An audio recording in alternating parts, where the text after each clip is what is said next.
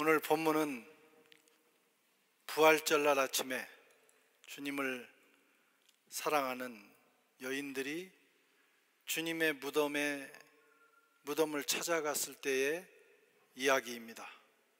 마리아와 몇몇 여인이 예수님의 시신에 향료라도 발라드리려고 하는 마음으로 무덤에 찾아갔습니다.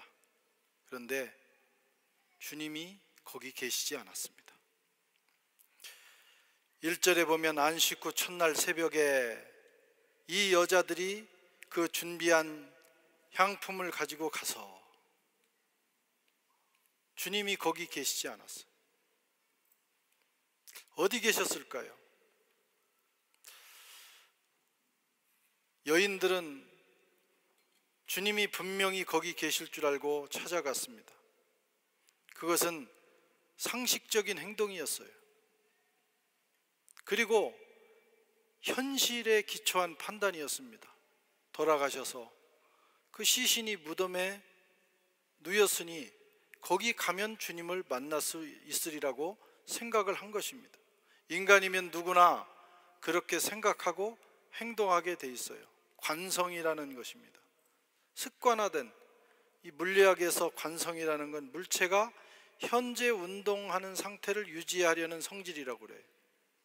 그냥 늘 그렇게 사람이 죽으면 무덤으로 가는 거고, 무덤에 있으면 거기 가면 그 시신이 있는 게 당연하지. 그게 인류가 경험해온 일들이고 상식이고 습관입니다.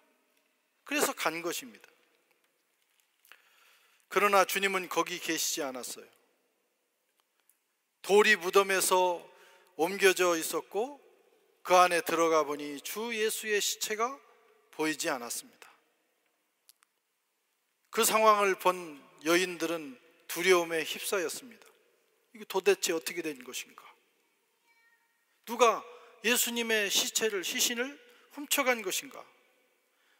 여러 가지 복잡한 생각이 들어왔어요. 그때 찬란한 옷을 입은 두 사람이 나타났어요. 천사입니다. 찬란한 옷을 입은 사람의 모양을 한 천사가 나타나서 여인들에게 메시지를 전합니다. 어찌하여 살아있는 자를 너희는 죽은 자 가운데서 찾느냐? 이 여인들의 행동을 한번 생각해 보겠습니다. 예수님이 십자가에 돌아가셨어요. 예루살렘 도성은 광기로 들끓었습니다. 그리고 주님을 따르던 사람들은 이제 스승을 잃었을 뿐만 아니라 자신들도 어쩌면 죽을 수도 있다는 그런 두려움에 사로잡혀서 숨어 있는 상황이었어요. 그때 예수님의 몸에 이 향이라도 발라드리는 예를 다하고 싶어서 이 여인들이 무덤을 찾아간 것입니다. 그들의 행동은 용기이며 사랑이며 도리이며 정성이었습니다. 귀중한 행동이었어요. 사실 이럴 때 보면 큰 소리 치는 남자들보다 여성들이 더 훌륭한 것 같다는 생각을 해요. 물론 사도들도 나중에 성령 받은 다음에는 순교하는 데까지 갔지만 그건 성령의 힘으로 간 거고, 지금 그냥 인간적인 도리는 끝까지 예수님의 십자가 밑을 지켰던 사람들, 그리고 모두가 숨죽이는 그때 주님의 시신에라도 향유를 뿌려서 발라서 마지막 도리와 예를 다하려고 했던 이 여인들을 보면 참 훌륭하다 하는 생각이 듭니다. 그러나 그들의 기대대로 주님은 거기에 계신 것이 아니었습니다. 무덤에 계시지 않았습니다.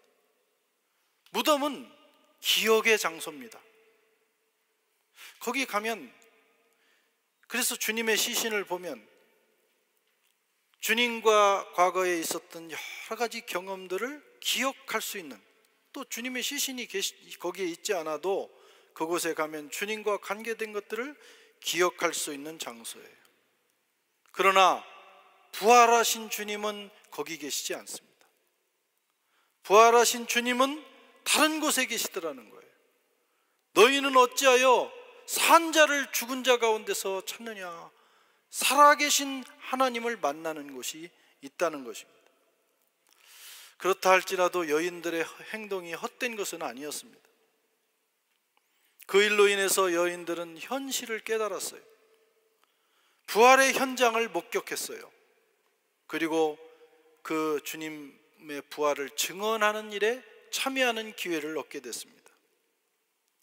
더 나아가 부활하신 주님을 만날 수 있는 다음 스텝으로 나아갈 수 있는 기반을 마련한 거예요. 그래서 이 여인들이 무덤에 찾아가서 주님을 만난 것은 아니지만 거기까지 가는 그 모든 과정은 굉장히 의미 있고 가치 있는 행동이었다고 할 수 있습니다. 우리의 신앙도 마찬가지입니다. 처음부터 살아계신 주님을 만나는 건 아닙니다. 상식과 현실, 때로는 관성, 어떤 습관에 의해서라도 주님이 계시리라고 생각하는 현장에 가는 거예요. 못 만날 수도 있어요. 그날 실패할 수도 있어요. 주일날 여러분 교회에 나왔다 해서 다 주님을 예배하고 살아계신 주님을 만나고 가는 건 아닙니다. 그래도 아유 뭐 그럴 바에야 집에 있지, 그거보다는 몸을 일으켜서 주님 전으로 나와 예배의 자리에 가는 그 노력이 필요한 거예요. 아이고 요즘은 자꾸 주일날 나가기는 나가는데 자꾸 이게 습관처럼 느껴지고 아무 마음의 감동도 없고, 그건 주님과의 어떤 접촉, 만남을 느끼지 못해. 그렇다 할지라도 나오지 않는 것보다 그럼에도 불구하고 그 현장으로 나가는 발걸음이 복된 것입니다. 그렇게 하다가 그 노력을 보이다가 결국은 살아계신 주님과의 만남이 이루어진다 이거예요. 길을 찾을 수 있다 이거예요. 주님의 메시지를 들을 수 있는 것입니다. 그 노력이 필요해요. 그 전 단계가. 저와 여러분에게도 그런 은혜가 있으시기를 축원합니다. 오늘 아마 어쩌면 주일날 여러 가지 이유에서 나오고 싶지 않지만 나온 분도 간혹 몇 사람 있을 거예요. 그래도 그 발걸음이 귀하고 복된 것입니다. 그 한 단계를 넘어가면, 그 몇 발짝을 더 지나가면 살아계신 주님과 만나는 감격적인 순간이 올 수도 있어요. 오늘 본문 6절에서 8절에 보면 주님은 갈릴리에 가셔서 제자들을 기다리고 계셨습니다. 갈릴리로 가셨다.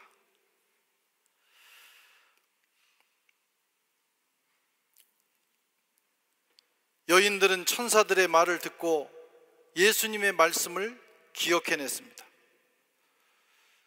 사실 예수님이 부활하셔서 갈릴리로 가시겠다고 하는 것은 살아계실 때 누차 하신 말씀이에요. 내가 부활한다, 내가 죽는다, 부활한다, 그리고 내가 갈릴리에서 기다리겠다. 그런데 너무 이거 귀를 기울여 듣지 않았거나 살아나신다는 게 돌아가신다는 것도 받아들여지지 않는데 그 다음에 들어왔겠어요? 갈릴리가 들어왔겠어요? 새카맣게 잊어버리고 있었던 거예요. 아니면 너무 충격적인 사건을 경험했기 때문에 거기까지 생각을 못했을지도 몰라요. 그러나 천사의 말을 듣고 예수님의 말씀이 기억났습니다.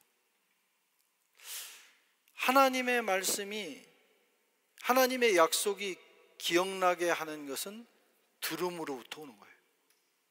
그리고 또 믿음이 들음으로부터 시작이 되는 겁니다. 그렇지, 주님이 분명히 부활을 약속하셨지, 그리고 갈릴리에서 보자고 말씀하셨지, 여기 계시지 않은 것이 당연하지, 우리가 잘못 찾아온 것이 맞지, 이런 여러 가지 생각을 그들은 하게 됐습니다. 마가복음에 의하면 예수님은 부활 이후에 만남의 장소를 특정하셨어요. 갈릴리. 내가 살아난 후에 너희보다 먼저 갈릴리로 가리라. 거기 가면 만나는 거예요. 근데 그걸 기억을 못하고 있었던 거예요. 왜 갈릴리로 특정하셨을까? 학자들은 여러 가지로 추측합니다. 다 맞는 것도 아니고 다 틀린 것도 아니에요. 대개 세 가지로 추릴 수가 있어요. 갈릴리는 예수님의 공생애가 시작된 곳이다. 예수님의 사역의 상당 부분이 갈릴리에서 이루어졌어요. 그러니까 거기서 만나자고 하신 것이다. 또 제자들의 삶의 현장이다. 그래서 이걸 어떤 사람들은 적용하면서 우리가 삶의 현장으로 가면 예수님 거기 계시다, 이렇게도 적용합니다. 어떤 학자들은 제자들이 주님을 만나 믿음을 키워왔던 자리가 갈릴리다. 여러 가지 해석을 분분하게 내놓지만 어떤 것도 정답이거나 정답이 아니거나 몰라요. 그냥 주님이 갈릴리라고 정하신 거예요. 다른 정답이 없어요. 내가 갈릴리에서 만나야 되겠다. 왜 갈릴리입니까? 그것은 사실 주님 앞에 가서 여쭤봐야 될 사항 중에 하나입니다. 어쨌든 주님은 갈릴리를 약속하셨고 주님은 그 약속을 지키셨습니다. 살아계신 부활하신 주님은 인간의 상식과 현실, 습관을 넘어서서 주님의 약속을 기억하고 그 약속을 따라갈 때 만날 수 있습니다. 부활하신 주님과의 만남은 신비고 비밀입니다. 믿음이 필요합니다. 그리고 순종이 필요합니다. 왜 우리가 주님을 못 만나느냐? 우리가 교회 다니면서도 주님을 만나지 못하는 이유가 있어요. 그것은 우리가 스스로 리미트를 정하기 때문이에요. 내 이해력, 상식, 내가 이렇게 이해하고 내가 이 정도 가면 주님은 거기 계실 거야 라고 내가 정한 거예요. 그 이상은 가지 못합니다. 그건 신비주의야. 뭐 그럴 리가 없어. 그래서 사람들이 자기 상식선에서 주님을 만나려고 하기 때문에 바로 주님과의 만남이 이루어지지 않는 것입니다. 깜박거려?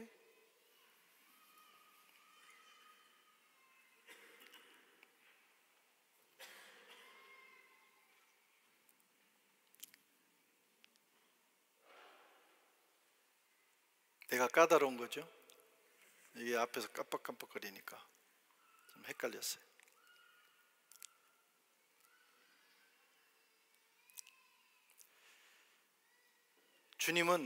주님이 우리를 이렇게 성육신에서 찾아오셨을 때는 우리의 상식선에서 만날 수 있는 그런 범위로 오셨어요. 근데 부활 주님은 그것을 넘어서서 계시다는 거예요. 그것은 믿음의 영역이고 그것은 신비의 영역입니다. 그냥 주님의 약속을 믿고 내 상식을 넘어서 그 발을 내디딜 때, 그곳으로 갈 때 우리는 부활 주님을 만날 수 있습니다. 우리는 예수에 관한 기억에 멈추면 안 돼요. 그냥 인간의 기억, 그분은 좋은 분이었어, 귀한 분이었어, 참 그분은 우리를 사랑하시는 분이었어, 그런 정도에 멈추면 부활 주님을 만날 수 없어요. 부활 주님은 죽음에서 일어나신 분이고 만왕의 왕이시고 천하를 통치하시는 하늘의 왕이십니다.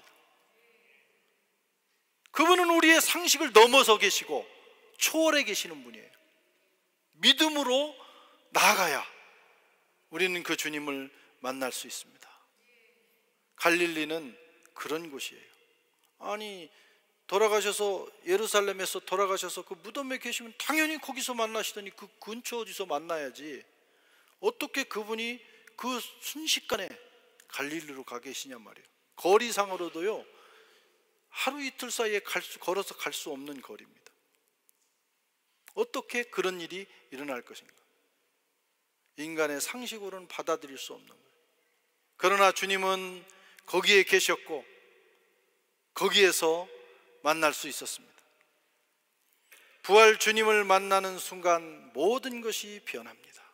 인생도 변하고 가정도 변하고 역사도 변하고, 그리고 세상 권세를 이기는 능력도 우리에게 들어와요. 이게 갈릴리에서 주님을 만난 다음에 일어나는 거룩한 역사입니다. 우리도 기왕 신앙생활을 시작하셨는데 갈릴리에서 이 부활 주님을 만나실 수 있기를 바랍니다. 아마 모르기는 해도 우리 교인들 중에 상당수는 그냥 성육신에서 이 땅에 오신 인간 예수로서의 그 예수님을 존경하고 사랑하고 그분이 훌륭한 일을 하셨다니까 그런 정도의 마음으로 예수님을 생각하는 분도 있을 거예요. 그러나 우리 기독교 신앙은 그것도 넘어섭니다. 그 예수님이 우리를 위하여 죽으셨고 그 예수님이 우리를 위하여 3일 만에 부활하셔서 만왕의 왕으로 세상을 통치하신다 하는 것입니다.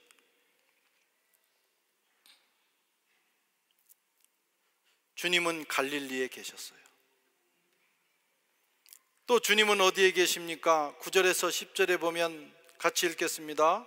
무덤에서 돌아가 이 모든 것을 11 사도와 모든 다른 이들에게 알리니 이 여자들은 막달라 마리아와 요한나와 야고보의 모친 마리아라. 또 그들과 함께 한 다른 여자들도 이것을 사도들에게 알리니라. 주님은 또 어디에 계시느냐 하면 사명의 현장에 계십니다. 이 여인들이 부활 주님을 경험하고 그 현장을 보고 즉시 11 제자와 다른 제자들에게 이 사실을 알렸어요. 그게 전도고 그게 선교입니다. 부활의 증인이 됐어요. 그 자리에 주님도 함께 계십니다. 그것은 주님의 약속입니다. 여러분, 부활은 단순히 개인의 구원이나 개인적인 위로로 머물지 않습니다. 우리는 자꾸 신앙을 너무 자기 중심적으로만 생각해요. 나를 구원하시고 나를 사랑하시고 나에게 생명을 주시고, 그거 맞습니다. 그러나 우리 주님의 기독교 신앙, 부활 신앙은 나에게로 왔다가 그것이 다 외부로 확장돼야 의미가 있습니다. 부활 주님은 우리를 구원하셨을 뿐만 아니라 우리를 콜링하십니다. 부활의 증인으로 부르신다, 이런 말씀이에요. 우리가 부활 신앙을 가졌다면 우리는 곧바로 예수의 증인된 삶을 살아야 합니다. 그것이 전도고 그것이 선교입니다. 하나님께서 우리를 콜링하셨어요. 증인으로 부르셨어요. 그리고 우리에게 부활 예수를 전하라는 사명을 허락하셨습니다. 그리고 이 사명을 감당하는 현장마다 함께 하시겠다고 약속하셨어요. 여인들이 나가서 이 복음을 전할 때 주님은 분명히 그곳에 함께 하셨을 겁니다. 마태복음 28장에 보면 그러므로 너희는 가서 모든 족속으로 제자를 삼아 아버지와 아들과 성령의 이름으로 세례를 베풀고 내가 너에게 분부한 모든 것을 지키게 하라. 볼지어다 내가 세상 끝날까지 너희와 항상 함께 하리라. 주님 약속입니다. 복음 전하는 현장, 부활 예수의 증인된 삶을 사는 현장에 주님은 항상 함께 계시다는 거예요. 우리는 주님과 동행하기를 원해요. 그래서 날마다 기도합니다. 주님, 오늘 또 저와 동행해 주세요. 저와 함께 해 주세요. 주님이 대답하십니다. 내 증인이 되라. 내 증인이 되라. 오늘 함께 해 주세요. 저와 제 손 잡고 오늘 하루 살기를 원합니다. 주님, 저를 붙들어 주세요. 가서 복음 전해라. 지금 서로 동문서답하고 있는 거예요. 여러분, 우리가 정말 주님과 친밀한 관계를 하면서 주님과 동행하기를 원하십니까? 그렇게 기도만 한다고 되는 게 아니에요. 원리가 있어요. 이 복음을 전할 때 내가 땅 끝까지 마지막까지 너희와 함께 있으리라. 그 주님의 약속을 붙들어야 되는 거예요. 우리 교회에 주님이 함께 하시기를 바랍니다. 우리가 맨날 기도하고 우리와 함께 해주세요, 그렇게만 한다고 되는 게 아니에요. 주님 말씀합니다. 선교하고 있니? 복음 전하고 있니? 내 증인이 되고 있니? 그걸 물으시는 거예요. 자꾸 함께 있게 달라, 함께 있어 달라고 그렇게 너무 그럴 필요가 없어요. 주님의 약속을 붙들고 그렇게 움직이면 주님이 우리와 동행하시는 겁니다. 사랑하는 성도 여러분, 부활하신 주님은 어디 계셨나요? 무덤에 계시지 않았습니다. 우리의 기억과 추억 속에 남아있는 주님이 아닙니다. 약속의 현장, 그래서 부지런히 하나님의 약속을 탐구해야 됩니다. 아, 주님이 어디 계신다고 하셨나? 성경을 읽으면 다 나와요. 아, 주님이 언제 함께 하시는가? 성경을 읽으면 나와요. 그리고 그 약속의 현장에 가면 거기서 주님을 만날 수 있어요. 그리고 사명의 현장에 분명히 함께 계십니다. 저와 여러분이 하나님의 말씀을 붙들고 그리고 우리에게 허락하신 그 사명, 미션, 예수의 증인된 삶을 살아갈 때 주님은 이 세상 끝날까지 저와 여러분, 우리 교회에 함께 하실 것입니다. 이 놀라운 부활의 날에 무덤, 기억의 장소를 떠나서 약속의 자리, 그리고 사명의 자리로 나아가셔서 우리 주님, 부활 주님을 뜨겁게 만나는 저와 여러분 되시기를 주의 이름으로 축원합니다.